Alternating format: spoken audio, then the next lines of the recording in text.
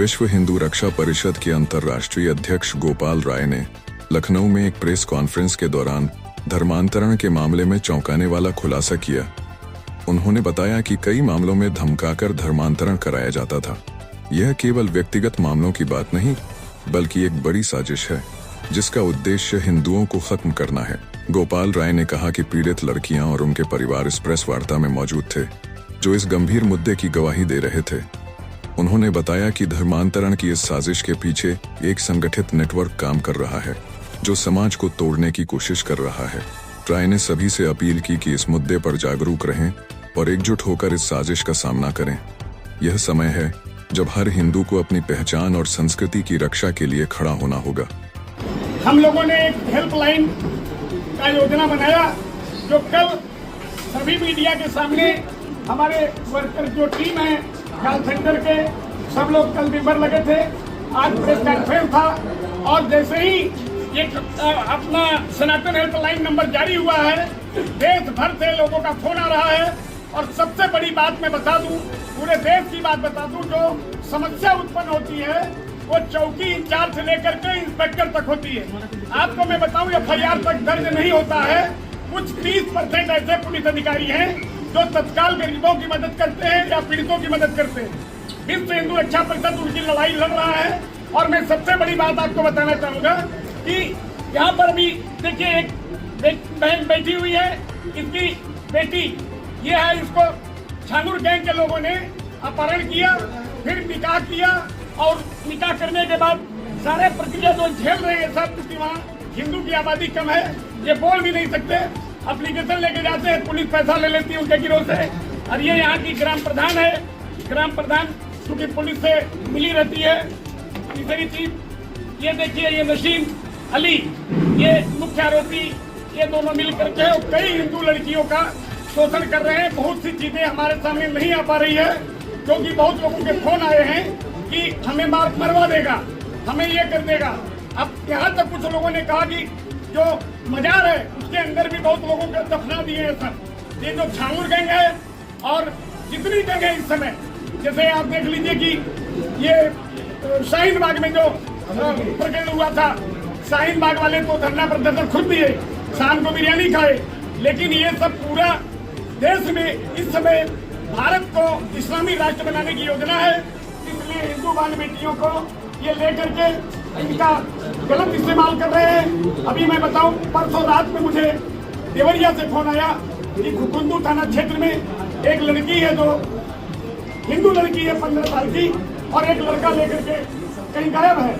हम लोग पता लगाए, अपनी टीम में डाला गया तो कहीं से फोन आया कि एक लड़का लड़की मोहनलालगंज थाना क्षेत्र में ये रुके हुए हैं। हमने सुबह 6 बजे इंस्पेक्टर मोहनलालगंज, मैं बधाई देता हूँ ऐसे पुलिसकर्मी को। सरकार से कहूंगा कि ऐसे लोगों को सम्मानित भी करें। हर पुलिसकर्मी गड़बड़ नहीं होता। ये तत्काल फोर्स भेज करके हमारी टीम गई थी और उस लड़के को गिरफ्तार कराया गया है।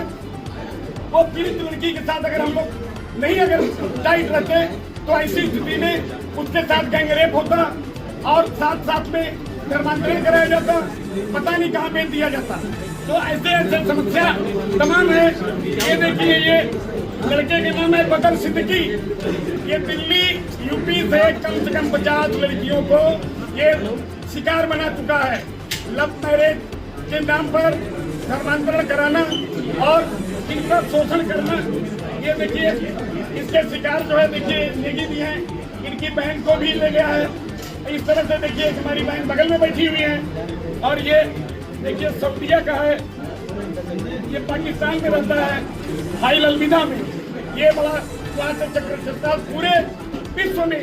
जैसे छांगुर को हमने छांगुर का केस उजागर किया, जा करके अधिकारियों से मिला, गिरफ्तारी कराया, तो ऐसे में पूरी गिरोह इसकी बहुत तगड़ी सक्रिय हो गई है। जाकिर नाइक जैसा आदमी ये हिंदुस्तान को बनाना क्या चाहता है, आप सभी को पता है। ये जाकिर हुसैन जैसा आदमी, जाकिर नाइक जैसा आदमी, और इसके इतना ज्यादा लोग हैं। देखिए, पीड़ितों की भरमार है। ये हेल्पलाइन के माध्यम से इतने लोग आए हैं और सब लोग, अब ये बहन बैठी हुई है, ये कर्नाटक की है। ये सहारनपुर में कैसे छल हुआ, 20 लाख रुपया इसका अकाउंट में ले दी और देने के बाद इसको सऊदी लगे सब क्या क्या किए। पीड़ितों की कहानी, उन्हीं की जुबानी आज आप लोगों को प्रेस कॉन्फ्रेंस का मतलब यह है कि मैं बहुत न बोलते हुए एक प्लेटफॉर्म है पूरे देश भर के हमारे जो पीड़ित हमारे हिंदू भाई बहन हैं, अगर किसी भी समस्या से वो ग्रसित है तो निश्चित रूप से विश्व हिंदू रक्षक परिषद सनातन हेल्पलाइन पर फोन करें और हम लोग डायरेक्ट उनकी मदद करने के लिए तैयार हैं।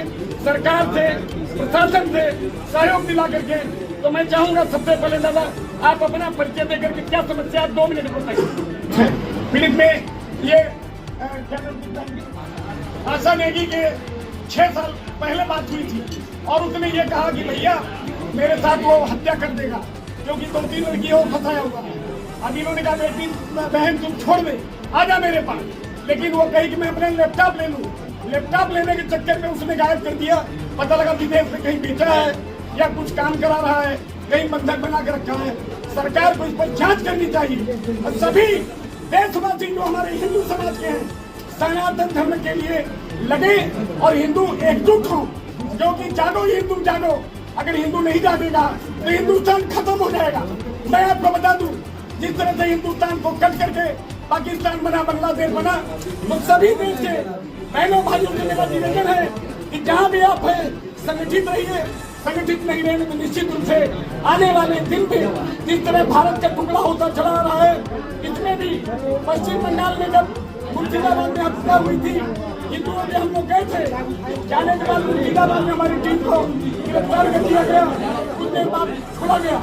तो मैं अपनी बात को यही आप लोगों के माध्यम से कहना चाहता हूँ, बाकी पीड़ित लोग अपनी बात को रखेंगे। 11 लोगों की बात बोले और सब कहाँ हैं? ये अभी कुछ लोगों से बीमार हो गए हैं, यही पे है। आज आप सबसे मिलवाएंगे। हाँ, थोड़ा तबावा लिए हैं और यहाँ 9 बजे से भी। हाँ, अरे आप वही लिखिए कितने लोग हैं। लेकिन आप कह रहे हैं पुलिस कार्रवाई नहीं कर रही है, बड़े अधिकारी जो है वो खुद ही सामने देख के कार्रवाई कर रहे हैं, तो उन्हीं को बचा रहा है। ये कौन? देखिए ज्यादा बचाने वाले छोटे अधिकारी हैं। जैसे स्थिति क्या है आप लोग जांच कीजिएगा। एक व्यक्ति अगर पीड़ित होता है थाने में जाके दरखास्त देता है, पुलिस क्या करती है कि विवेचना अधिकारी नियुक्त कर देती है बीट इंचार्ज को। बीट इंचार्ज क्या करता है कि वो पेमेंट ले लेता पैसा, फिर पीड़ित को कहता है तुमको बहुत बड़ा गलत काम किया हो, अभी ऐसे धारा में जेल भेजूंगा कि तुम्हारी हालत खराब हो जाएगी। तो आदमी निश्चित रूप से टूट जाता है, पैसा उसके पास नहीं होता, आरोपी के पास पैसा होता है। ये प्रक्रिया सबकी नहीं है। जैसे मैंने बताया तो लखनऊ में ये मोहनलालगंज का इंस्पेक्टर ने जो गिरफ्तारी किया मेरे कहने से, ये मामूली बात नहीं। परसों लड़की गायब हुई है, 25 साल के एक मुस्लिम लड़के के साथ 15 साल की लड़की। खुटुंटू थाना है देवरिया में, तो आप रिपोर्ट लगा सकते हैं। 6 बजे मैंने फोन किया, 7 बजे तक गिरफ्तारी हो गई। फिर हम लोग थाने में गए, पीड़ित से मिले। वो लड़की को इतना भर दिया गया कि अपनी माँ के खिलाफ बोल रही थी। माँ से बड़ा कोई नहीं होता है। तो ये चीज है। और बाकी और लोग बाबा का इसमें अभी भी आप जानते हैं कि चल रहा है, जेल के अंदर के जो चला रहा है, और क्या इन लोगों को धमकियां मिल रही है? आप क्या कहते हैं? धमकियां सबको मिल रही है, जो हमारे बड़े पीड़ित थे, धमकियां सबको मिल रही है। धमकी में देखिए अभी ये बताएगी कर्नाटक की जो सोनू है, एक कैसे इसके ऊपर चलाया गया है, कैसे इसको मारा गया है, किस तरह से इसका धर्मांतरण करने के साथ साथ इसके 20 लाख रुपए अकाउंट में लिया है और जाके सऊदी में बैठा है। उस व्यक्ति का बेनोई यहाँ पर एक न्यायिक अधिकारी है, क्योंकि वो आरोपी बहुत पहले से है। उसको बचाने में जब न्यायिक अधिकारी रहेंगे, जिस तरह से राजेश उपाध्याय नाम का आदमी उतरौला में 156(3) के माध्यम से लोगों को जेल भेजने के लिए 4-4 लाख रुपया लेता था, ऐसे लोगों के ऊपर न्यायिक अधिकारी कोई भी हो, कड़ी से कड़ी कार्रवाई होनी चाहिए। ये जो बाजार भी बना रहा है, क्या आपको लग रहा है जमीनों पर? जमीन भी देखिए, जमीन ये बैठी है बहन, पूरी जमीन कब्जा करके दरगाह बन गया है। दरोगा से लेकर के एसडीएम तक अब ये क्या स्थिति है? कई करोड़ की जमीन है। ये लोग काफी परेशान हैं। बेटे के ऊपर मुकदमे कायम कर दिए गए। अब बताइए कौन सी अपराधी लग रही है? और ये माननीय मुख्यमंत्री जी को स्वयं संज्ञान लेना पड़ेगा, क्योंकि अधिकारी चाटुकारिता में बिल्कुल ही कर जाते हैं। या किसी की FIR तक नहीं हो रही है। मैं ही गोमती नगर में दिया हूँ, इसको धमकी मिली थी, आज तक नहीं FIR हुआ। गोमती नगर इंस्पेक्टर भैया आज कर देंगे, कर देंगे। तो ये स्थिति हर थानों की है। 30% पुलिसकर्मी सही है। अब बताइए बहन को कैसे हम लोग जवाब देंगे? बहन एक उम्मीद के साथ परिषद पे आइए अपनी पीड़ा को लेकर के, कि मीडिया के माध्यम से मुख्यमंत्री को बात पता चले।